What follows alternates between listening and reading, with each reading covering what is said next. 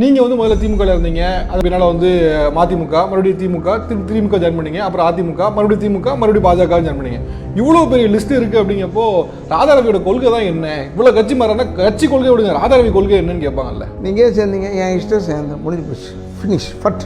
அப்படி எப்படி சார் சொல்ல முடியும் நம்ம?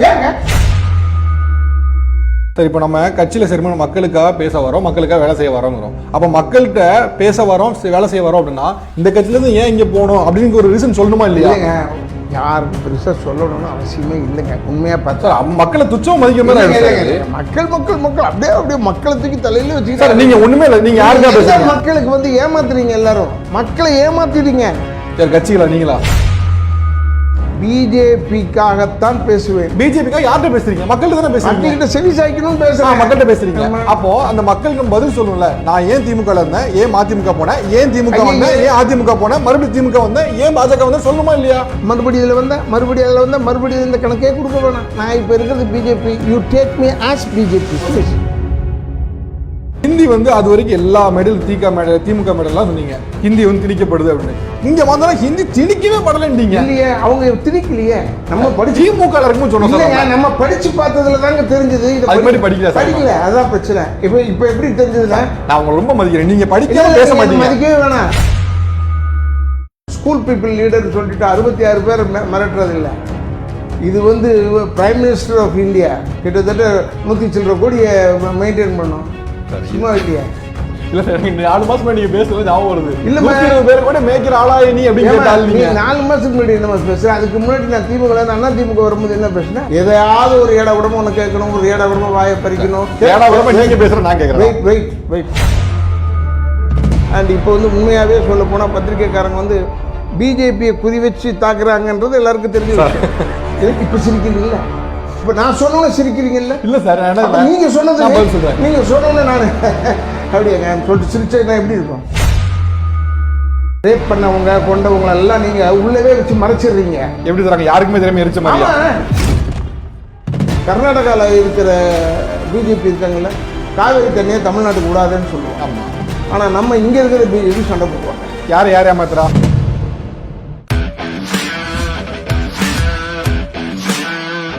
எல்லாருக்கும் வணக்கம். இந்த இன்ட்ரெஸ்டிங்கான எபிசோட்ல நம்ம கூட டாக்டர் ராதாரவி சார் தான் இருக்காங்க. சமீபத்தில் பிஜேபி ஜாயின் பண்ணாங்க. பிஜேபி பின்னாடி பல விஷயங்கள்ல வந்து பேசப்பட்ட விஷயமா இருக்கு. ஸோ இதெல்லாம் தான் அவர்கிட்ட பேச போறோம். சார் வணக்கம். வணக்கமாக. ரொம்ப நாள் ஆச்சு பார்த்து. ஆமாம் சார், ரொம்ப நாள் ஆச்சு பார்த்து. சார், பிஜேபியில் இப்போ வந்து சமீபத்தில் குஷ்பு ஜாயின் பண்ணியிருக்காங்க. அதுக்கு முன்னாடி மியூசிக் டைரக்டர் தீனா இருக்காரு, பொன்னம்பலம் இருக்காங்க, நீங்கள் இருக்கிறீங்க, டான்ஸ் மாஸ்டர் காயத்ரி ராம் இருக்காங்க. பொதுவாக படத்துக்கு இவ்வளோ பேர் தேவை, கட்சிக்கு இவ்வளோ சினிமா ஆடுகள் தேவையா? அதில் என்ன இருக்குது? தேவையா தேவையில்லையா? நீங்கள் நடிகர் நடிகைலாம் பார்க்குறீங்க, இண்டிவிஜுவலாக பாருங்கள். I am a human being. I am a human being. முதல்ல ஹியூமன் பீயிங்கை பாருங்கள். நான் ஒரு மனிதன் தானே. இப்போ திமுக தலைவர் இருக்காருன்னா அவர் ஒரு மனிதன். அவரும் நடிகர், தெரியுமா? 2 படம் நடிச்சிருக்காரு. நடிகர்னு சொல்லும் அளவுக்கு அவர் நடிகர் இல்லை, அதனால் அவர் அதை சொல்ல மாட்டாங்க. இப்போ தம்பி இருக்காரு உதயநிதி, அவரும் நடிகர் தானே. இதில் ஒன்றுமே தப்பு இல்லைங்க. இல்லை சார், திருமாவளவனே ஒரு படம் நடிச்சிருக்காரு. இல்லை சார், தப்பு இல்லையே வரல. நான் என்ன கேட்டேன்னா, நிறைய ஒரு படத்துக்கு இவ்வளோ பேர் தேவை, ஒவ்வொரு போஸ்டிங்லேருந்து இங்கே பார்த்தா படம் மாதிரி இவ்வளோ பேர் இருக்கு. அப்படி இல்லை. நம்ம வந்து சினிமா நினச்சிக்க இங்கே சேர்றதுக்கு ரொம்ப பேர் விரும்பி வராங்க, நிறைய இடத்துல போகல. இதுதான் ப்ராப்ளம். நீங்கள் வந்து முதல்ல திமுக இருந்தீங்க, அதன் பின்னால் வந்து மதிமுக, மறுபடியும் திமுக ஜாயின் பண்ணீங்க, அப்புறம் அதிமுக, மறுபடியும் திமுக, மறுபடியும் பாஜக ஜாயின் பண்ணீங்க. இவ்வளோ பெரிய லிஸ்ட் இருக்குது அப்படிங்கப்போ ராதாரவியோட கொள்கை தான் என்ன? இவ்வளோ கட்சி மாறினா கட்சி கொள்கை விடுங்க, ராதாரவி கொள்கை என்னன்னு கேட்பாங்கல்ல. அண்ணா வைகோ கேட்க மாட்டாங்களா? கண்டிப்பாக கேட்பாங்க சார். கம்யூனிஸ்ட்டை கேட்க மாட்டாங்க. எல்லாரும் கேட்பாங்க. நீ உங்கள்கிட்ட தான் கேட்டாங்க. இல்லை, எல்லாரும் கேட்பாங்கல்ல. அதே கேள்வி அவங்க பதில் சொல்லும்போது நானும் அதே பதில் சொல்லிக்கிறேன். ஹைகோர்ட்டை கேட்குறாங்க, சார் நீங்கள் திமுக ஸ்டாலின் அவர்களை பார்த்து என்னெல்லாம் விமர்சனம் வச்சிங்களே, இன்னைக்கு போய் சேர்ந்துருக்கலன்னு. அவர் ஒரே வார்த்தை சொன்னார், பாரதிய ஜனதா கட்சி உள்ளே வந்துடக்கூடாது, திராவிடத்துக்கு ஒரு பிரச்சனை வந்திருக்கு, போர்வால நான் நிற்கிறேன், போதுமா அப்படின்னு சொல்லி வார்த்தை சொன்னார். உங்களோட கொள்கை அதே பதில் தான் நானும். நீங்கள் அவங்க திமுக வந்துடக்கூடாது, திராவிடத்தை பற்றி அதை பற்றிலாம் நான் பேச வரல. திராவிடம்லாம் கிடையாது சார், அதெல்லாம் கிரியேட்டிவிட்டி சார். நம்ம தான் இப்போ படிக்க ஆரம்பிச்சோம். அப்பா என்னெல்லாம் சொல்லுவாங்க? ஆமாங்க, அப்பா சொன்னாருங்க. அதாவது அப்பா பெரிய அறிவாளி இல்லைன்னு சொல்லல, அவர் தான் திராவிடம் சொன்னாரு. அப்பாவுடைய கருத்துல நீங்க எல்லாமே ஒன்றுபட்டு வரீங்க. அவர் அறிவாளி, புத்திசாலி, தெய்வம்ங்கிறீங்க. சோ அதுல இருந்து வரும்போது திராவிடம் ஒரு விஷயம் இருக்குன்னு அவர் நம்பின ஒருத்தர் நீங்க இல்லவே இல்லை. அந்த காலத்துல அது ஒரு மூட நம்பிக்கையில சொல்லியிருக்காங்க. அப்படிதான் நான் நினைக்கிறேன். நம்பிக்கையா? ஆமாங்க, மூட நம்பிக்கை தானே இதெல்லாம். கடவுள் இல்லைன்னு சொல்றது, அப்புறம் கடவுளை கும்பிடுறது. 10 பேர் கும்பிடுறாங்கல்ல. இல்ல ஓகே, இப்போ இதெல்லாம் நம்பிக்கிட்டு எங்க அப்பா கும்பிடாவே இருந்து சாமி சிலையை உடைச்சு ஜெயிலுக்கு போயிட்டாரு. யாருக்கு லாபம் சொல்லுங்க? ஓகே சார், இல்ல நான் மூட நம்பிக்கையை ஒத்துக்கிறேன், நான் இல்லைன்னு சொல்லல. ஆனா திராவிடங்கிறது மூட நம்பிக்கைங்கிறீங்களே. ஏங்க திராவிட கட்சின்னு சொல்றீங்க, திராவிடம் என்பது என்னங்க? எந்த ஏரியால இருந்து எந்த ஏரியா திராவிடம்? இப்போ சார் அதுக்கு வந்து வேற வேற கருத்துக்கள் சொல்றாங்க. இப்போ வந்து ஒரு சிலர் பார்த்தீங்கன்னா ஆய்வறிஞர்கள் என்ன சொல்றாங்கன்னா திராவிடம் சமூக நீதியை குறிக்கிற ஒரு சொல் அப்படிங்கிறாங்க. ஒவ்வொருக்கு ஒரு பேர் இருக்கு, நம்ம அதுக்கு பேருங்க. அதனால நான் என்ன சொல்றேன்னா, ஓகே ஓகே சார், உங்களோட தனிப்பட்ட கொள்கை என்ன சார்? எனக்கு வந்து கொள்கை என்பது என்னன்னா, நான் வந்து ஒழுங்காக என்ன உண்மையாக உழைப்பேன், உண்மையாக என்னை ட்ரீட் பண்ணணும். நான் சுயம்பா வந்தவன். இவங்களை நம்பி அவங்கள நம்பி அதை நம்பி இதை நம்பிலாம் வந்ததில்லை, பதவியை நம்பிலாம் நான் வந்ததில்லை. அதனால் நான் சுயம்பாவும் அதுக்காக கட்சிக்கு அப்பாற்பட்டு பதில் சொல்ல மாட்டேன். கட்சி விதிகளுக்கு உட்பட்டு, கட்சிக்கு உட்பட்டு தான் பதில் சொல்லுவேன்.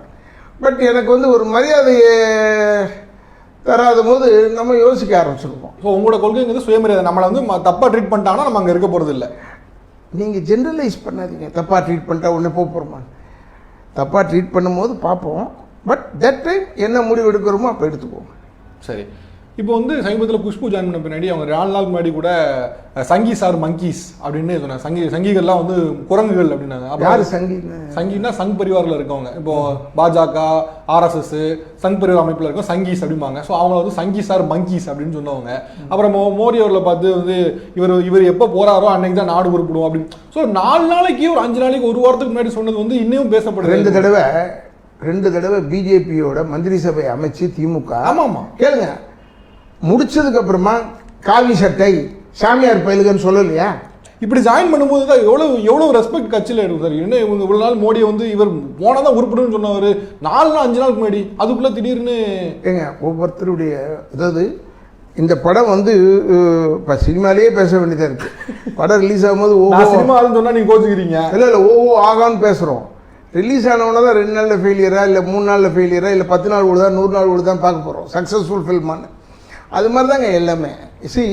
குஷ்பு சொன்னதில் வந்து தவறே கிடையாது. அது பாவம், அது கூட சொல்லுது எனக்கு மன உளைச்சலாக இருந்தது, நான் மனசாட்சிக்கு விரோதமாக பேசுகிறேன்லாம் சொல்லியிருக்கு. அதை நான் என்ன சொல்கிறேன்னா, இதெல்லாம் சொல்லவே தேவையில்லை. குஷ்பு உண்மையாக சொன்னாங்க. நீங்கள் சேர்ந்தீங்க, என் இஷ்டம் சேர்ந்தேன், முடிஞ்சு போச்சு, ஃபினிஷ் ஃபட். அப்படி எப்படி சார் சொல்ல முடியும்? நம்ம ஏங்க எனக்கு பிடிச்சது போய் சேர்ந்தேங்க, எனக்கு பிடிக்கல திட்டினேங்க, என்ன இருக்கு இப்போ? சரி, இப்போ நம்ம கட்சியில் சரி மக்களுக்காக பேச வரோம், மக்களுக்காக வேலை செய்ய வரோங்கிறோம். அப்போ மக்கள்கிட்ட பேச வரோம், வேலை செய்ய வரோம் அப்படின்னா இந்த கட்சியிலேருந்து ஏன் இங்கே போகணும் அப்படின்னு ஒரு ரீசன் சொல்லணுமா? இல்லைங்க, யாருக்கும் பெருசாக சொல்லணும்னு அவசியமே இல்லைங்க. உண்மையாக பார்த்தா மக்களை துச்சம் மதிக்கணும். இல்லைங்க, மக்கள் அப்படியே மக்களை தூக்கி தலையில வச்சுக்கிட்டாங்க. நீங்க ஒண்ணுமே இல்லை, நீங்க யாருக்கா மக்களுக்கு வந்து ஏமாத்துறீங்க, எல்லாரும் மக்களை ஏமாத்திடுறீங்க. யார் கட்சிகளா நீங்களா? பொதுவா எடப்பாடி ஓபிஎஸ் ஒன்னா சேர்ந்த உடனே திமுக தலைவர் சொன்னார், ஸ்டாலின் சொன்னார், இருவரும் ஒன்றாக சேர்ந்தது கூட்டு களவாணித்தனம் பண்ணுவதற்குன்னு. அப்போ இதுக்கு முன்னாடி இவங்கெல்லாம் திருடலையாங்க? எல்லாமே நேர்மையா 225 ரூபாய் சம்பளத்திலேயே வாழ்ந்துட்டு வந்தாங்களா? நேர்மையா நம்மளே சொன்னோமே, சரி கொடுத்தோமே. இல்லைங்க, யாருமே டோன்ட் பின் பாயிண்ட் எனிபடி. அப்படி ஒன்றும் இல்லை சார், நீங்கள் சொல்லுங்கள். இப்போ நீங்கள் பாரதிய ஜனதா கட்சியிலேருந்து ஸ்டேஜில் போய் பேசுறீங்க, யாருக்காக பேசுறீங்க? மக்களுக்காக தானே. சரி, பிஜேபிக்காகத்தான் பேசுவேன். பிஜேபிக்காக யார்கிட்ட பேசுறீங்க? மக்கள்கிட்ட தானே பேசுறீங்க. மக்கள்கிட்ட செவி சாய்க்கணும்னு பேசுறேன். மக்கள்கிட்ட பேசுறீங்க. அப்போ அந்த மக்களுக்கு பதில் சொல்லணும்ல. நான் ஏன் திமுக இருந்தேன், ஏன் மதிமுக போனேன், ஏன் திமுக வந்தேன், ஏன் அதிமுக போனேன், மறுபடியும் திமுக வந்தேன், ஏன் பாஜக வந்து சொல்லணுமா இல்லையா? மறுபடியும் இதில் வந்தேன், மறுபடியும் அதில் வந்தேன், மறுபடியும் இந்த கணக்கே கொடுக்க வேணாம். நான் இப்போ இருக்கிறது BJP. You take me as BJP. Okay, இப்படி திமுக இருக்கும்போது மோடி பாசிஸ்ட், அவன் இந்த நாட்டுக்கு வந்திருக்கான்னு ஒருமையில சொன்னீங்க. அப்படி சொன்ன ஒரு ஆளை திடீர்னு மோடி தான் நாட்டுக்கு தேவையான ஒரு ஆள் சொல்லும்போது அன்னைக்கு ஏன் சார் போய் சொன்னீங்க, இன்னைக்கு ஏன் சார் இப்படி சொல்றீங்க? அந்த காலகட்டத்துக்கு அப்படி இருந்ததுங்க, இந்த காலகட்டத்துக்கு இப்படி இருக்கு. ஒரு 4 மாசத்துல எல்லாம் மொத்தம் 4 மாசம் மாறிடலாமே.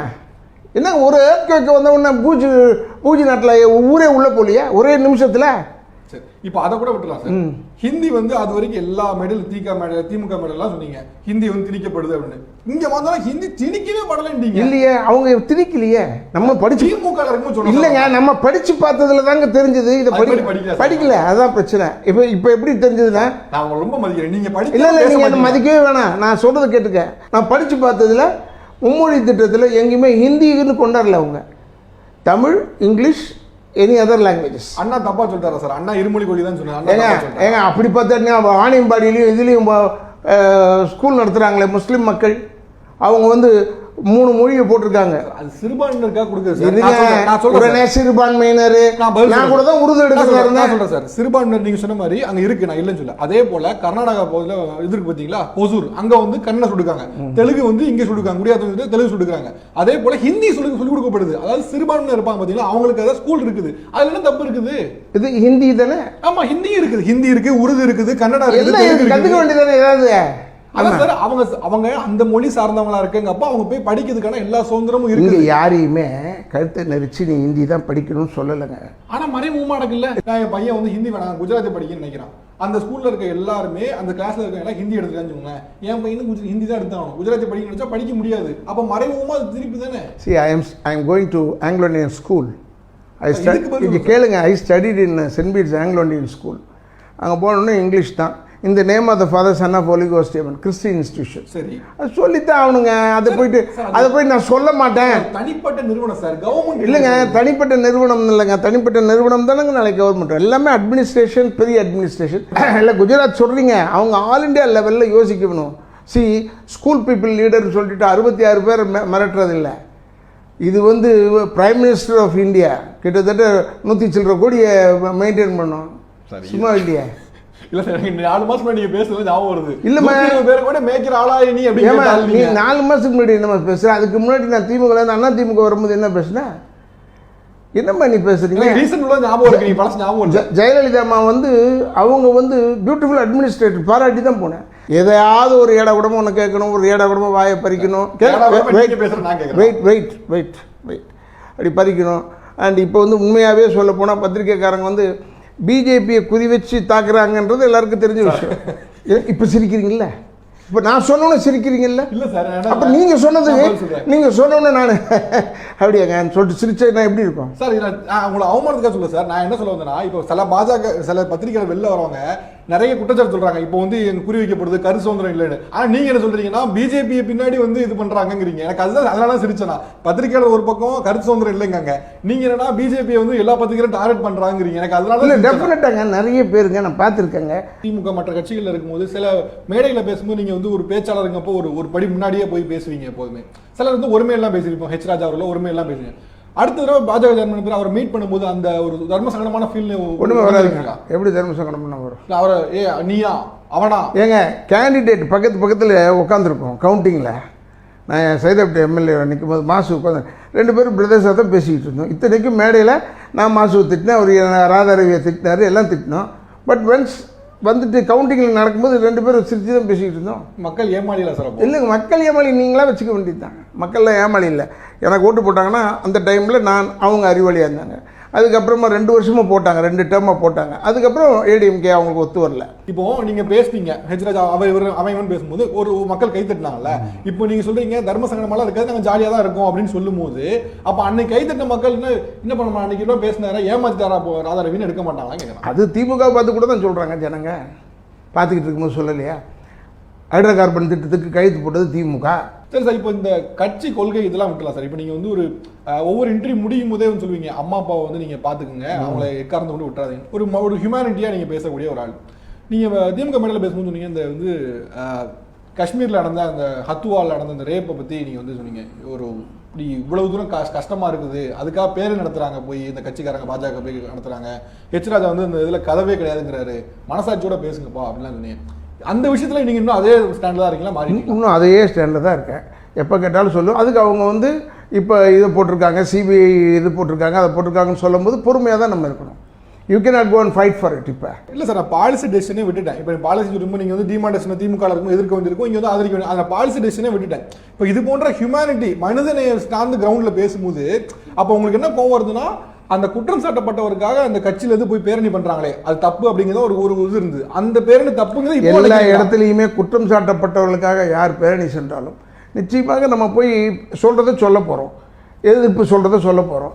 இல்ல சார், இப்போ ஓகே, இப்போ நீங்க இன்னும் அந்த பேரணி குற்றம் சாட்டவர பேரணி நடத்துறது வந்து எதிர்க்க தான் செய்றீங்க, அதுல ஒன்றும் இல்லை. உங்களுக்கு என்ன தலைப்பு போடணுமா கேட்கறேன்? இல்லைங்க, நீங்க தலைப்பு போடணும் போட்டுங்க. இப்பவே நான் எதிர்க்கிறேன், நான் எதிர்க்கிறேன் பிஜேபின்னு போட்டுக்க. என்ன இருக்கு?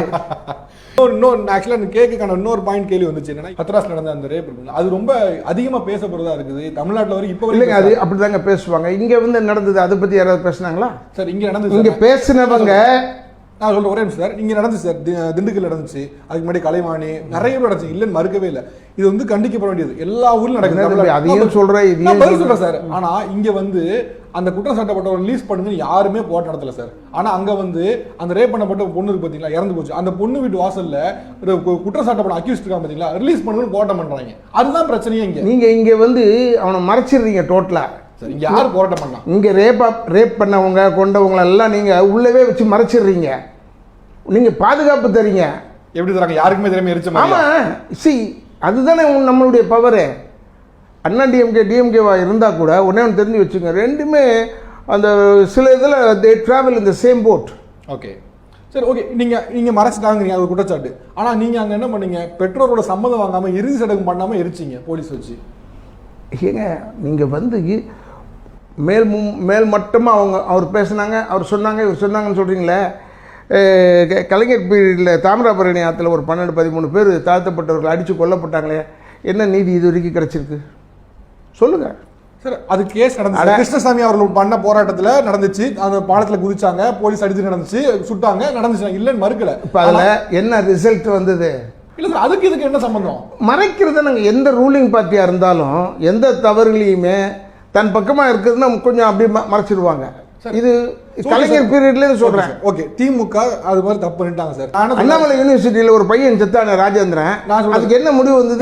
ஸ்டெர்லைட்ல 11 பேர் சுட்டு கொண்டாங்க, அதுக்கு என்ன சார் முடிவு? எங்க இப்ப ஸ்டெர்லைட்ல நீங்க சொல்றீங்க, ஸ்டெர்லைட் ஆரம்பிச்சது யாரு?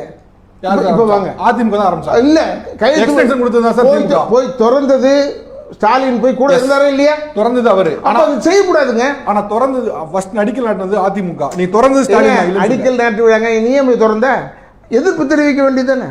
ஓகே சார், அவங்க எல்லாம் தப்பு பண்ணிட்டாங்க, திமுக தப்பு பண்ணிட்டாங்க, அதிமுக கூட தப்பு பண்ணிட்டான்னு வச்சுப்போம். ஆனா பார்ட்டி வித் டிஃபரன்ஸ் நாங்கெல்லாம் அப்படி கிடையாதுன்னு சொல்ற பாஜக திருத்தணுமா இல்லையா? எது யூபி வந்து யூபியில கேட்கணும். கர்நாடகாவில் இருக்கிற பிஜேபி இருக்காங்கல்ல, காவேரி தண்ணியை தமிழ்நாட்டுக்கு விடாதுன்னு சொல்லுவாங்க. ஆனால் நம்ம இங்கே இருக்கிற பிஜேபி சண்டை போடுவாங்க. யார் ஏமாத்துறா? இல்லை, அங்கே காங்கிரஸ் வந்து இங்கே தண்ணி விடாதன்னு சொல்லுவான், இங்கே இருக்கிற காங்கிரஸ்காரங்க தண்ணி விட வேண்டும்னு சொல்லுவாங்க. இப்போ இது யார் ஏமாத்துறா? அதான் கேட்குறது, யார் ஏமாத்துறா? இதுதாங்க அரசியல். நம்ம கடைசி இப்படி ஏமாத்துவோமா sir? You won't get any reply. சரி சார், அதை சார் இப்போ இந்த காவிரி பிரச்சனை, இந்த ஸ்டெர்லைட் இதெல்லாம் பாலிசி மேட்டர் சார். வேணுமா வேண்டாமாங்க பாலிசி மேட்டர். ஆனா ஒரு மனிதநேயத்தோட நடக்க ஒரு விஷயம் உடனே பாலிசி மேட்டர் கத்திரிக்காய் மேட்டருக்கு போயிடுறீங்க சார். ஏங்க குண்டி கழுவ தண்ணி இல்லை, நீங்க என்ன நீங்க அதை கேட்பானா? அதை விட்டு நீங்க விட மாட்டேன்னு பாலிசி மேட்டர் யார் விட மாட்டேன், கர்நாடகால இருந்து விட மாட்டேன்னு சொல்றாங்கன்னு வச்சுக்கோங்க. உங்க வாதத்துக்கு வந்துடுறேன், எல்லா கட்சியும் ஏமாத்துறோம்னு வச்சுக்குவோம். ஆனா பாஜக என்ன சொல்லுது? பார்ட்டி வித் டிஃபரன்ஸ், நாங்க அவங்கள மாதிரி கிடையாது அப்படின்னு. அப்ப நீங்க ஏமாத்துறீங்க? அப்படிதாங்க சொல்லுவோம். அப்ப நீங்களே ஏமாத்துறீங்களா? நாங்க எங்களுடைய அப்ரோச் அப்படி கிடையாது. பிஜேபியுடைய அப்ரோச் நான் பார்த்த அளவில் அப்படி கிடையவே கிடையாது. இவங்களை மாதிரிலாம் அடாவடி ஆறுமுகமே கிடையாது. சரி, ஓகே, நீங்க அடாவடி இல்லைங்கிறீங்க. காங்கிரஸ், கர்நாடகாவில் காங்கிரஸ் சிவகுமார் இவங்களாம் சேர்ந்து இது மாதிரி கர்நாடகா தண்ணி கொடுக்க முடியாதுங்கிறாங்க. தமிழ்நாட்டில் கூட காங்கிரஸ் தண்ணி வேணுங்கிறாங்க. அங்கே இருக்கக்கூடிய பாரதிய ஜனதா கட்சி எடியூரப்பா இவங்களாம் தண்ணி தர மாட்டேங்கிறாங்க. இங்கே இருக்கக்கூடிய பாஜக தமிழிசை இவங்களாம் இருக்கும்போது தண்ணி வேணும்னாங்க.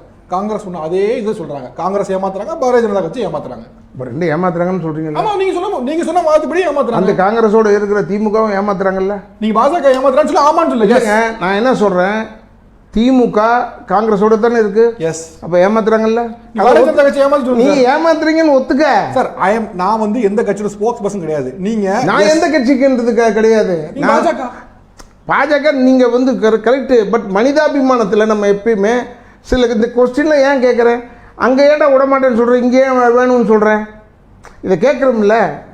அதில் எல்லாம் அண்டர்ஸ்டுட். நீ என்ன செய்யறன்னா நோண்டி உள்ளே இருக்கிறத வெளியே கூட என்னை எப்படியாவது பிஜேபியிலேருந்து நீக்கணும்னு பார்க்குறேன். உங்களை நீக்கணும் எனக்கு என்ன சார்? இல்லை இல்லை, உங்களை பொறுத்த வரைக்கும் சார், ராதாரவி அவர்களை பொறுத்த வரைக்கும் பார்ட்டி எல்லாம் தாண்டி பிஜேபி, நீங்கள் திமுக அதெல்லாம் விட்டுருங்க, பெரியாரை பற்றினா உங்களுடைய மதிப்பீடு என்ன சார்? பெரியாரை பற்றி என்னுடைய மதிப்பீடு பார்த்தீங்கன்னா, நாங்கள் வந்து ரொம்ப மதிக்கிறவங்க இருந்தோம். 67 ஆண்டுகள் பெரியார் இல்லாத கல்யாணம் கிடையாது எங்கள் வீட்டில். பெரியார் இல்லாத ஒன்றுமே கிடையாது.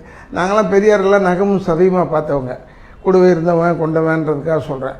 ஆனால் அவர் செஞ்ச சில சேஷ்டைகள் இருக்கு பாருங்க. என்ன மாதிரி?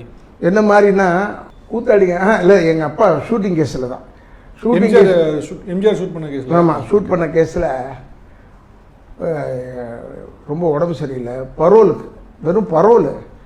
அதான் நான் அன்றைக்கி போன தடவை வேறு மாதிரி சொல்லிட்டேன்னு வீட்டில் கூப்பிட்டு சொன்னாங்க. நோ இட்ஸ் அ பரோல் கேட்டதுக்கு நீங்கள் கொஞ்சம் ரெக்கமெண்ட் பண்ணிங்கன்னா பரோல் கொடுப்பாங்க எங்கள் ஐயாவுக்கு அப்படின்னு பெரியார்கிட்ட கேட்டாங்களா? எங்கள் அம்மா ஓகே நானே எங்கள் அம்மாவை போய் கேட்டீங்க பெரியார் கேட்டோம்.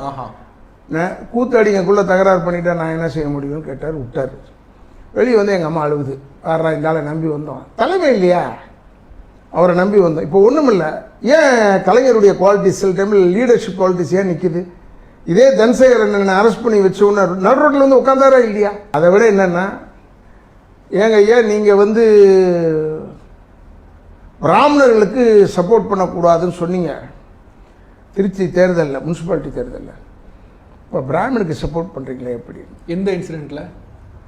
அங்கே நடந்த ஒரு லோக்கல் எலெக்ஷன், அதில் காத்த பெருமாள் ஒருத்தர் ஜெயிச்சார் எம்சியா காங்கிரஸில். எங்கள் அப்பா ஒன்று, நீ நான் சொல்கிறத கேட்பே இல்லைன்னு, கேட்க மாட்டேன்னு சொல்லிட்டு எதிர்த்து வெளியே வந்துட்டார். சரி, எங்கள் காங்கிரஸுக்கு சப்போர்ட் பண்ணி காத்த பெருமாளை கொண்டாந்தாங்க. கடைசி வரைக்கும் காத்த பெருமாள் தான் ஜெயிச்சுக்கிட்டே இருந்தார். இது மாதிரி நடந்த உடனே எங்கள் அப்பா இறந்து, அது எப்போ இறந்தார்? பெரியாருடைய 101வது பிறந்த நாளில் இறந்தார். சிலை வைக்கிறதுக்கு கலைஞர் வந்து இப்போ மாப்போசி ஐயா சிலையை வச்சுருக்காங்களே, அங்கே தான் பிளேஸ் ஃபிக்ஸ் பண்ணார். But of course is an accused, செய்யக்கூடாதுன்னு சொல்லிட்டாங்க. கோர்ட்லலாம் போய் அது கரெக்ட், அக்யூஸ்ட் நான் செய்யக்கூடாது, ஏன்னா சுப்ரீம் கோர்ட்டில் பனிஷ்மெண்ட் வாங்கினவர், விட்டுட்டாச்சு. பட் நாங்கள் என்ன செஞ்சோம், கலைஞர் சொல்லி நேராக போய் வீரமணியை கேட்டோம், சிலை உள்ளே வைக்கலாமே, ப்ரைவேட் ப்ராப்பர்ட்டி தானே. அண்ட் மோர் ஓவர் பெரியார் திடல்னு ஒன்று கட்டினது வந்து எங்கள் ஐயாவுடைய பணம் இருக்கா, முடியவே முடியாதுன்னு சொல்லிட்டார். அப்பேற்பட்ட ஒரு இயக்கத்தை நம்பி நம்ம எதுக்காக இருக்கணும்? ஏன் தண்டமாக கத்தணும்? சில பேருக்கு தேவையில்லை, அதெல்லாம் எனக்கு தேவை. ஏன்னா எனக்கு எங்கள் அப்பா தான் முக்கியம். எங்கள் அப்பாவை நீ கொண்டாந்து வைக்கலைன்னா நான் எதிர்த்து தான் நிற்பேன். அப்புறம் நான் ஆக்சுவலாக ஏன் பெரியாரை பற்றி உங்கள்கிட்ட கேட்டேன்னா சார், பெரியார் சிலை மேலே ஒருத்தர் வந்து காவி சாயம் வந்து பூசினார், இடல பூசி அவர் தேசிய பாதுகாப்புல கைதானார். இப்போ வந்து ரிலீஸ் ஆகிட்டார். இப்போ கைதானவர் இருக்கார் பார்த்தீங்களா, அவருக்கு வந்து 50,000 ரூபாய் நிதி உதவி கொடுத்து இந்து போராளி அப்படிங்கிற ஒரு அவார்டை வந்து பாரதிய ஜனதா கட்சி வந்து கொடுக்குறாங்க. இது அவரை போய் இன்னும் கொஞ்சம் போய் பண்ணுப்பான்னு சொல்றது தானே? இது இல்லை, அப்படிதாங்க பண்ணுவாங்க. இதெல்லாம் பண்ண வச்சது யாருன்னா நம்ம தான் பண்ண வச்சோம். மீடியா இல்லை, பெரியாரான்னு கேட்டேன். இல்லை பெரியார் இல்லை, நம்ம என்ன இந்த திமுக இவங்கெல்லாம் சேர்ந்துக்கிட்டு இந்த பூணூல் அறுக்கிறது, அதெல்லாம் ஒரு காலகட்டத்துக்கு தேவையான போராட்டங்க. ஒரு செல் இருக்குன்னா ஆப் இருக்குல்ல, அந்த காலகட்டத்துக்கு அந்த ஆப் ஓகே. இன்னைக்கு பண்றாங்க சார், கேளுங்க. பூணூல் அறுத்தாரா இல்லை? இன்னைக்கு இல்லைங்க, ஒரு 3 மாதம் 4 மாதத்துக்கு முன்னாடி, எனக்கு 5 மாதத்துக்கு உங்களுக்கு தெரியாது அப்படின்னா பூணூல் அறுத்தது. அப்புறமா விதவைகளுக்கு மறுவாழ்வு, இல்ல இந்த தாலி அறுக்கிறது. தாலி அறுக்கல யாரும் பண்ணல, தாலி அறுக்க முன்னாடியில பண்ணாரு, வீரமணி பண்ணாருங்க. அப்பதான் கேள்வி வந்தது, அவர் வந்து விருப்பப்பட்டவங்களுக்கு எடுத்தாங்க. இல்லைங்க, விருப்பப்பட்ட இதெல்லாம் தேவையில்லாத வேலை.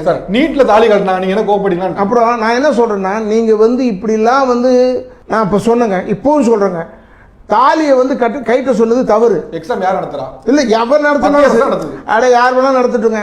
தமிழ்நாட்டுக்குள்ள இவங்க என்ன போராடி இருக்க வேணாமா? இல்லைங்க, தமிழ்நாட்டில் போராடி இருக்கணும்னு சொல்றேன். யாரு? ஆளுங்கட்சிக்காரங்க போராடி இருக்கணும்ல. தாலியை வந்து எப்படிங்க எடுக்கலாம்னு பிஜேபியில போராடணும். ஏங்க பிஜேபி நீ சுத்திக்கிட்டே இருக்க. பிஜேபியில நீங்க பிஜேபியில இருக்கீங்க, ஏன்னா உனக்கு வந்து பிஜேபியை வந்து டிமீன் பண்ணணும்னு என்ற எண்ணத்துல வந்துடக்கூடாது. நான் சொல்றது தப்பா எடுத்துக்காத. டிமீனிங் பண்ற அளவுக்கு இது கட்சி இல்ல. நான் பாத்துக்கிறேன். நான் உங்க பிஜேபி கேக்குறேன், அது நடத்துறது பிஜேபி அரசு நடத்துது. ஏன் சார் நீங்க நடத்துற எக்ஸாம்பிள் தாலியே கல்றீங்க? எங்க தமிழ்நாட்டுல நாங்க தமிழ்நாட்டுக்கு நீட் விலக்கு வேண்டும் கேட்கிறோம்ல, போட்டி போடுறோம்ல. அது மாதிரி தமிழ்நாட்டுல இங்க தாலி எடுக்க விடமாட்டோம் போட வேண்டியதானே? பண்ணது நீங்க, பண்ணது நீங்க இல்ல, சொன்னது இவங்க சொல்லல. அவங்க தான் சொன்னாங்க. சொல்லலாம் சார். அப்புறம் ஏன் இவங்க தலையாடுறாங்க? அவங்க சொல்லலாம் சார். இப்போ நீங்க கேட்குற எல்லாமே லாஜிக். நீட் வேணும் விலக்கு கேட்குறீங்களா, இந்த இதுக்கு ஏன் போட்ட மாட்டேன்னு கேட்குறீங்க, ரொம்ப லாஜிக். ஆனால் நீட் அவங்க வேணாங்கப்போ அவங்க என்னோட கொள்கை அதுங்க, உங்களோட கொள்கை நீட் வேணுங்கிறது. ஆனால் உங்களோட கொள்கை இந்து சென்டிமெண்ட் அவமானப்படுத்தக்கூடாதுங்கிறது உங்க சென்டிமெண்ட் தான். அப்படிங்கிறப்போ நீங்களே இல்லைங்களே. இப்போ நடந்து சார் லாஸ்ட் எக்ஸாம்ல நடந்தா கூட நான் என்ன சொல்றேன்னா, தமிழ்நாட்டுக்குள்ள நடந்திருந்தா அது தமிழ்நாடு கவர்மெண்ட் எதுக்கணுங்க. ஏன் எதுக்கல? பிஜேபி எதிர்க்க மாட்டோம். நீங்க பிஜேபி எதுக்க மாட்டேன்னு சொல்லிட்டு இருக்கீங்க. நடத்துறது நம்ம தான் சார். இல்ல நான் சொல்றதை கேளுங்க, யார் வேணா நடத்தட்டும். தமிழ்நாட்டில் ஒரு ரூலிங் பார்ட்டி இஸ் டிஃபரெண்ட் இல்லை. திரிணாமுல் காங்கிரஸ்காரங்க அந்த அம்மா சண்டை போடுதா, நின்றுட்டு தம் கட்டுதா இல்லையா? ஸ்டேட் கவர்மெண்ட் சொன்னா கேட்க மாட்டோம் சார். நம்ம ஸ்டேட் கவர்மெண்ட் முடிச்சிடறேன் சார். ஸ்டேட் கவர்மெண்ட் நீட் வேண்டாங்குது, அதை நம்ம கேட்க மாட்டோம். ஸ்டேட் கவர்மெண்ட் வந்து ஜிஎஸ்டி நிலுவை கொடுங்க, அதை நம்ம கேட்க மாட்டோம். ஆனா இது ஜாலியா கல்ட்ட சொன்னா பண்ணாதீங்கன்னா உடனே கேட்டுருவோமா? நம்ம கேட்கணுங்க. கேட்டதெல்லாம் கொடுத்துட்டோம். இதை என்கிட்ட கேட்கறதில்ல, என்கிட்ட கேட்க வேண்டியது அங்கே கேட்கணும். என்கிட்ட கேட்டு வேஸ்ட். நீங்க தான் பண்றீங்க உங்களுக்கு இல்லையா? நான் என்கிட்ட வேஸ்ட் நீ கேட்டது. ஏன்னா அந்த இடத்துல இருக்கும்போது டெஃபினட்டாக உனக்கு நான் பதில் சொல்லிடுவேன். அந்த இடத்துலயே இல்லை நம்ம இதுக்கு. சரி, நீங்க வலியுறுத்துவீங்களா இது மாதிரி நடந்துச்சு? டெஃபினட்டாக சொல்லுவேன், வலியுறுத்துவேன். ரொம்ப நன்றி, பல விஷயங்களை ஓகே, ஷேர் பண்ணி நன்றி நன்றி நன்றி நன்றி நன்றி. இளைஞர்களுக்கு ஒன்று வேண்டுகோளாக விடுக்கிறேன். தாய் தந்தையரை முதியோர் இல்லத்தில் சேர்த்து விடாதீர்கள். கடைசி வரைக்கும் கூட வச்சு காப்பாற்றுங்க. நன்றி, வணக்கம். ராதாரவி.